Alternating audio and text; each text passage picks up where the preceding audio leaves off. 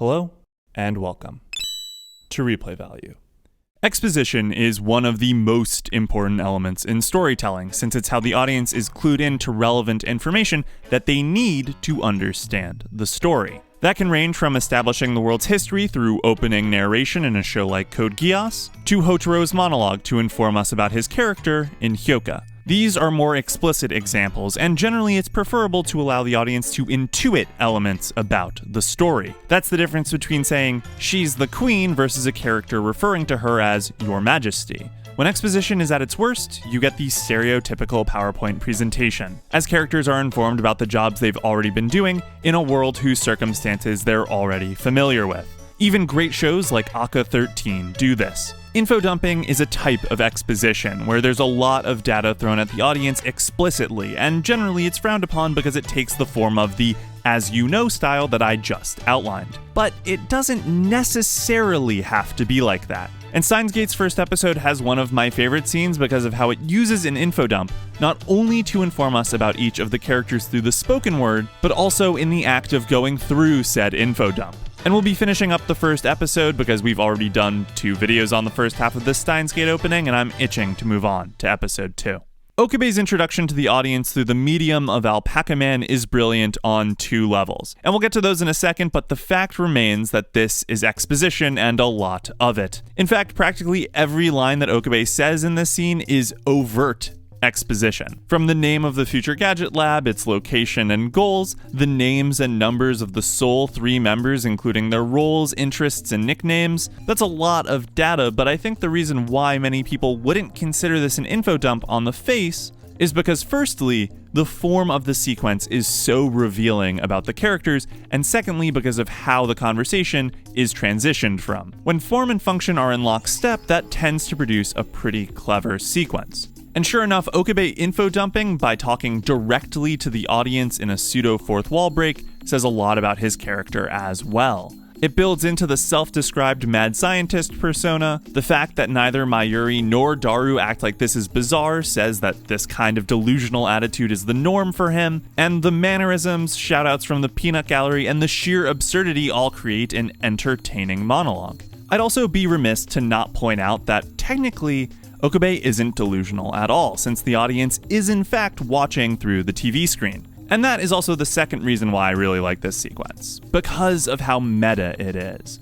Beyond the clever positioning of the characters in the shot and the slight fisheye lens like we're truly looking through a CRT's screen, this sequence's function is to bring the audience up to speed, so why not have Okabe truly talk to the audience then? And on top of that, it transitions to a larger discussion that is, in and of itself, a meta joke based on the fact that Steins Gate is a fictional work. Beginning with Mayuri saying that to Alpaca Man, aka the audience, that they may just be a game, speaking to the VN origin, and which culminates in Daru stating, もし仮に僕たちがモニターの中の存在だとしたら、それを見極める術はあると思う? This moves us from the info dump to standard character interaction, letting us learn about their relationships as they play out in real time as opposed to being told about them, and getting us back on track as we learn about the inconsistency in Okabe's memory and everyone else's. Steins Gate makes the infodump feel like a natural part of Okabe's character, and that's a pretty fantastic solution to introducing exposition. And the way by which it's integrated is something that would really only work for a story like Steins Gate. To say it as clearly as possible, if you have to infodump, and sometimes you do for pacing, this is the prime example on how to do it properly. Making it say something about the characters involved by the act of going through the motions, clever visual direction to keep the audience engaged, and keeping the pace quick in both the dump and the comedic asides. Of course, you can't just copy Steins Gate's format full freight, because it feels like it's a part of the story's DNA, but understanding the core of what makes this scene work is certainly applicable elsewhere.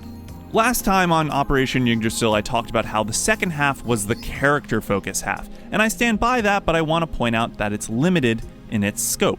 The characters who we really get to know are the 3 lab members, with a brief introduction to Mr. Braun, as opposed to a relevant cast of about 9 that we'll eventually be dealing with. This isn't a meet the whole crew episode, it's a slow, methodical introduction that allows us to get to know Daru, for example. Not only through the information we're explicitly told, like his interest in dating sims, but also stuff that we're able to infer, like how he and Okabe bounce off of each other in conversation, with the sarcastic digs and asides, which show off a close friendship even before we learn how long they've known each other, and in spite of that short period of time. That also shows how Okabe values making a dramatic point, 3.5 years now, yes? That's how long you and I have known one another? even if it doesn't match with reality. Only if we're counting the year and some change of high school when we were in different classes and never said a word to each other. Details. And we also see that even though Okabe talks a big game, Mr. Braun is able to pull out the rug from underneath him, no problem. How protective Okabe is about Mayuri when Daru asks her to say something perverted,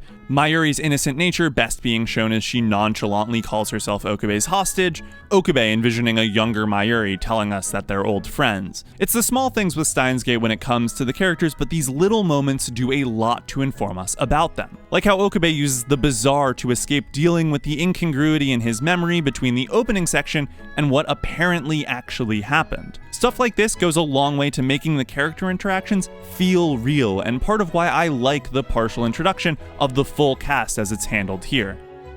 There are 3 things I want to point out before we finish this video. The first is a point about direction. I love how the TV is the centerpiece in the opening sequence. First with Alpaca Man, then as the channel is switched to the news about the satellite, allowing us to see Okabe trying to write his recollection with Daru and Mayuri's, and indeed transition us to his declaration of Steins Gate as a way to seemingly escape having to deal with that, and then the TV dying, bringing us to Mr. Braun. The second is a writing and direction point. The way Mayuri describes the previous banana experiments, gel nana in the Japanese, just plain icky in the English, can't prepare you for the green monstrosities that seemingly have no distinction between peel and fruit. And the focus on the characters' faces and the discussion of rotation in lieu of seeing the transformation is a total subversion for what should be astonishing even to them. The final point is fittingly the end of the episode, which is a near perfectly directed cliffhanger in my opinion. As they enter the elevator and Okabe finally thinks to check Daru's phone regarding the text, we get this cool iris pull with the white to black centering us on them. The slow integration of Gate of Steiner into the audio and the realization that the text went back in time, the doors opening to a new revelation.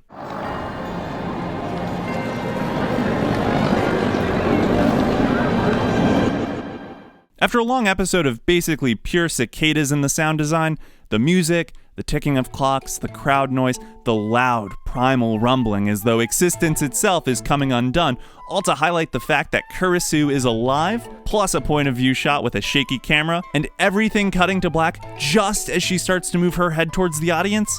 Hot damn, that is a cliffhanger. But hopefully not one for long, since we'll be talking about episode 2 next time on Operation Yggdrasil, as we meet more of the cast, point out more of the cool production elements, and hopefully not have it broken into 5 different videos. Subscribe for more Steins Gate content, comment, like, Twitter, Discord, yada yada, and until next time, L. Sci.